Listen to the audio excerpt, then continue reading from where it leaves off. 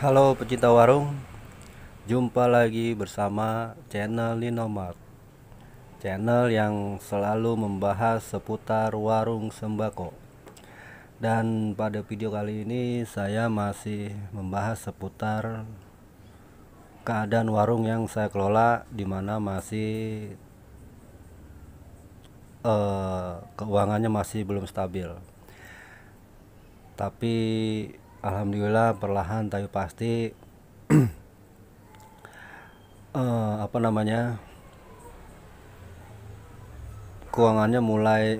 keuangannya atau barangnya mulai kelihatan mana aja yang perlu di barang-barang apa aja yang perlu di apa sih namanya dibelanjakan. Terus bagaimanakah saya bisa terus mengelola ini terus mengelola warung ini hingga sampai saat ini. Saksikan terus videonya sampai selesai. Jadi saya coba menceritakan kenapa masih belum stabil ya, karena memang modal sama keadaan barang tuh nggak stabil. Maksudnya nggak stabil itu adalah, jadi modal saya itu tipis gitu ya sekitar 5 juta 6 jutaan. Jadi setiap kali saya beli barang A misalkan, terus barang B nya habis,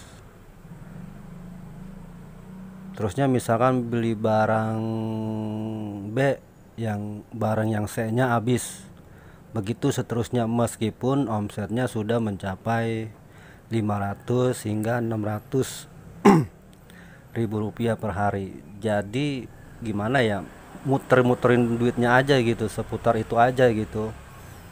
Kayak misalkan beli mie instan,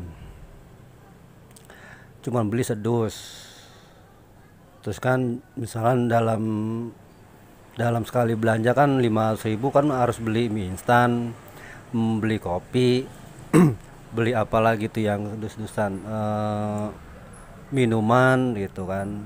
Pokoknya sehari 500.000 itu habis. Paling banyak itu 4 macam. Kayak hari ini saya belanja cuma 2 macam tuh, beli kopi luwak sama Royco rasa ayam. Itu harganya kan 200 lebih untuk yang kopi luwak, kalau nggak salah 213 gitu ya, luwak white coffee. Terus sama Royco itu harganya sedus itu 200 lebih gitu, dan nggak bisa beli lagi yang lain. Nah itu untuk hari ini contohnya kayak gitu. Terus misalkan uh, white coffee atau luwak white coffee itu bisa bertahan sampai dengan 4 hari, misalkan 3 hari atau paling lama seminggu. Itu berarti harus seminggu harus beli lagi tuh. Belum kan dalam sehari omsetnya tetap kan 500, harus belanjakan lagi barang yang lain yang kira-kira belinya itu dalam sedus tuh sanggup. Nah sekarang ini beli dusan, yang barang yang dusan atau yang karungan yang habis itu gula pasir di tempat saya tuh habis. Gula pasir itu kan harganya sekarung itu kan 50 kilo 600 lebih kan ya. 600 ya, beda-beda sih harganya. Kalau tempat saya kan ada yang 640, 620, 630, bahkan sampai ada yang 650. Nah itu harus saya belikan, mungkin bisa hari esok atau lusa bisa dibelanjakan.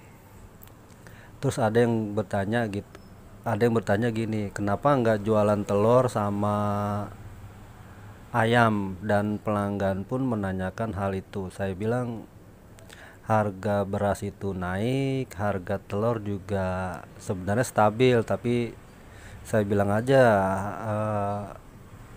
telur itu lagi kurang bagus, apa namanya, telurnya jelek-jelek gitu.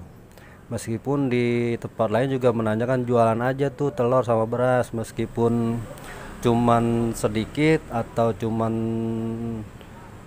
ya istilahnya seadanya, adain aja yang penting ada. Kalau saya pikir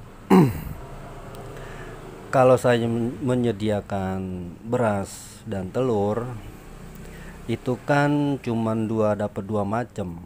Misalkan beras itu kan sekarang harganya bisa mencapai 550.000, itu satu barang doang. Sedangkan telur kan 400-an gitu ya, satu barang doang. Jadi nggak bisa apa ya, nggak bisa disediakan untuk sementara, meskipun omsetnya sudah, meskipun secara belanja bisa sanggup untuk membeli telur dan beras itu, tapi saya udah coba paksakan, ternyata membeli telur dan beras itu barang-barang yang lainnya jadinya nggak ada gitu.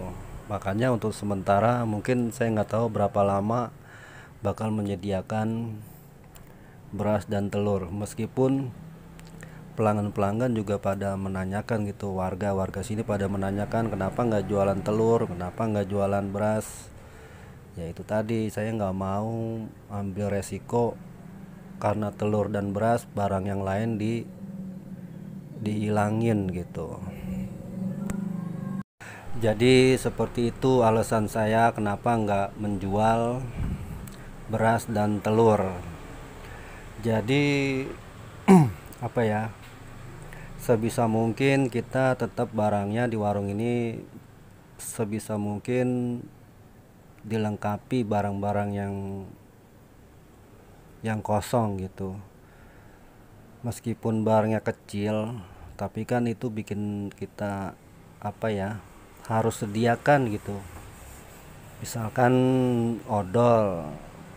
Odol juga kan meskipun barangnya kecil gitu kan, sepak atau sedus gitu kan, saya belinya sepak itu kan nggak nyampe 100 ribuan, tapi lumayan itu kan. Kalau omset 500 dibelanjakan odol sama barang-barang lainnya kan jadi lumayan gitu. Harusnya 500.000 cuma beli beras satu macam, tapi kalau kita belikan barang yang lain jadi dapat 6 macam gitu.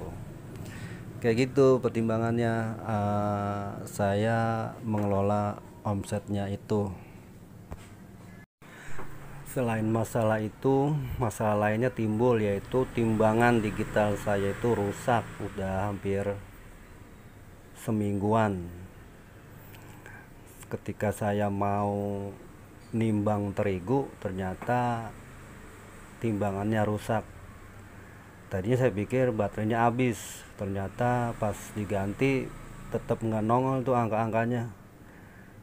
Terpaksa harus beli lagi. Jadi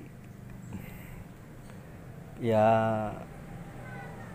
jalanin aja lah usahanya, tapi tetap dengan strategi-strategi yang kita miliki gitu. Jangan sekedar buka aja gitu, buka tutup warung ya, semua orang juga kan bisa buka, sekedar buka doang, tapi kita harus gimana caranya pergerakan warung itu berkembangnya cepat gitu. Jadi begitu aja video pada kali ini, semoga bermanfaat buat saya pribadi dan menjadi dokumentasi buat saya pribadi pula. Saya akhiri video kali ini. Salam sembako Indonesia.